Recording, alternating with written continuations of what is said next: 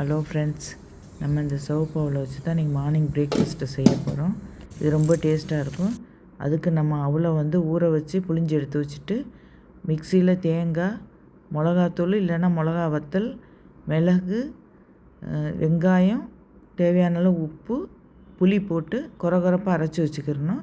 அதுக்கப்புறம் நம்ம ஊற வச்சுருக்க அவலை புளிஞ்சு வச்சு நம்ம அரைச்ச அந்த தேங்காய் கலவையை போட்டு நல்லா மிக்ஸ் பண்ணிக்கணுங்க.